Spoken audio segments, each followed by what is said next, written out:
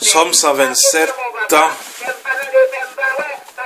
Somme 127, l'abandon à la providence. Somme 127, l'abandon à la providence. Si le Seigneur ne bâtit la maison, les bâtisseurs travaillent en vain. Si le Seigneur ne garde la ville, c'est en vain que veillent les gardes. En vain tu devances le jour, tu regardes, tu retardes le moment de son repos. Tu manges un pain de douleur, Dieu comble son bien-aimé quand il dort.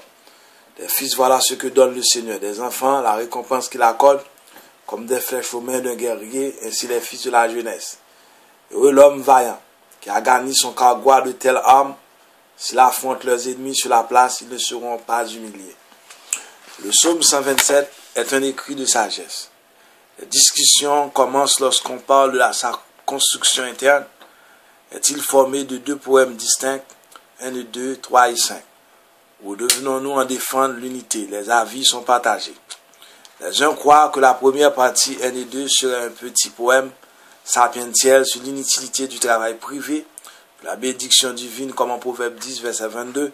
Quant à la seconde partie, verset 3 à 5, également du genre sapientiel, elle chante le bonheur des familles nombreuses.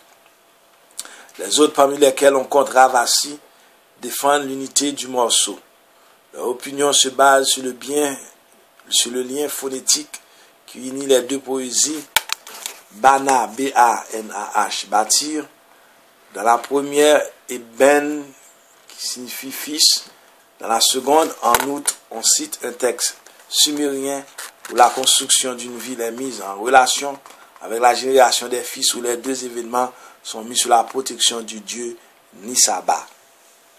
On se pose une autre question. Comment expliquer l'insertion du psaume 127 dans la collection des montées? On attribue au fait que la maison et la ville sont mentionnées au verset 1er. La maison des pèlerins, c'est le temple de Jérusalem, reconstruit après l'exil, signifie visible de la protection divine. On peut en dire autant de la ville Jérusalem, reconstruite malgré l'opposition des Samaritains, alliés au gouverneur des provinces voisines. Toutes ces paroles d'introduction révèlent déjà les grandes lignes de la structure. Versets 1 et 2, sans le Seigneur en vain. Versets 3 et 5, avec le Seigneur la bénédiction. Versets 1 et 2, la construction de la maison. Versets 3 et 5, la récompense de Yahvé. Versets 1 et 2, le travail quotidien. Versets 3 et 5, le fils de la jeunesse à la porte des villes. Gloire à Dieu. Cantique des montées de Salomon. L'attribution à Salomon se justifie de différentes manières. Il est le père de la littérature de sagesse.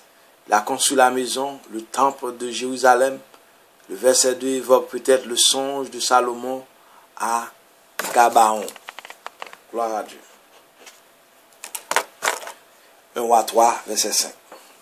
Sans le Seigneur, verset 1 et 2, en vain. La construction d'une maison. Évidemment, l'auteur ne veut pas nier la liberté humaine, ni la nécessité de son implication dans les affaires terrestres. Il met cependant en garde contre la tentation de vouloir se passer de Dieu. À ce propos, on n'a qu'à rappeler Deutéronome 8, verset 17. Garde-toi de dire en ton cœur, c'est ma force, c'est la vigueur de ma main qui m'ont fait agir avec cette puissance. Présentement, il suffit au psalmiste de représenter toute l'activité humaine, personnelle, familiale, sociale et religieuse, par l'image de la maison en construction. Si le Seigneur n'y travaille pas, c'est en vain que peinent les bâtisseurs. La garde de la ville. Le psalmiste fait une constatation qui ressemble à celle du verset précédent. Mais cette fois-ci, il s'agit de la garde de la ville. Si on ne comporte pas sur l'assistance du Seigneur, c'est en vain que veillent les sentinelles. Déjà, en 734, lors de la guerre syro-éphraïmite, Ésaïe 7, verset 9 avait donné le même avertissement. Si vous ne croyez pas, vous ne subsisterez pas. L'inutilité de l'action humaine privée de l'aide de Dieu est fortement exprimée par le triple mention de la locution adverbiale, enfin dans les deux premiers versets du psaume. Le travail quotidien. On a beau se lever tôt le matin, peiner dur jusqu'au soir, ne manger qu'un pain de misère, tout cela est inutile et en vain. Si on compte pas sur Dieu, lui, il rend prospère son bien-aimé dans son sommeil. Ce dernier mot sommeil, Sena, S-E-N-A, est en arabe en aramaïsme. Regardez là. On peut croire qu'il construit un ajout postérieur. Comme nous avons déjà dit, le psalmiste ne veut pas exclure tout effort de l'homme dans son activité quotidienne. Une telle interprétation serait directement opposée à l'enseignement biblique. Le psaume cherche à montrer la primauté de l'action de Dieu qui donne toute sa valeur à l'action humaine et le soutient.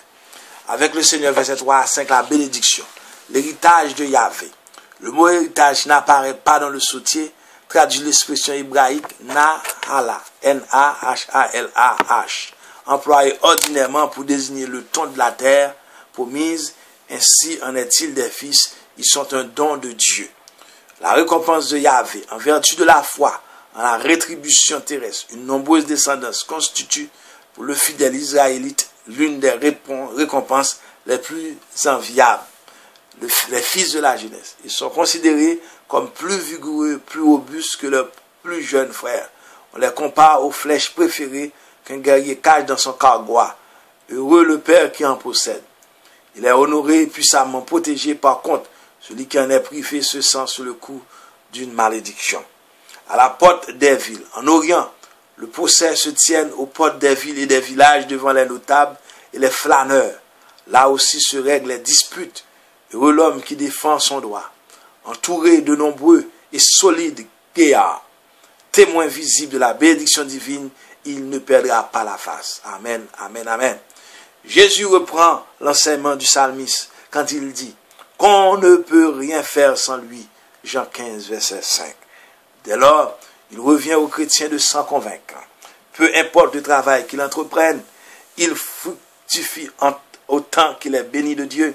Le conseil veut déjà dans l'ordre naturel et individuel, mais davantage encore dans le domaine de l'activité apostolique.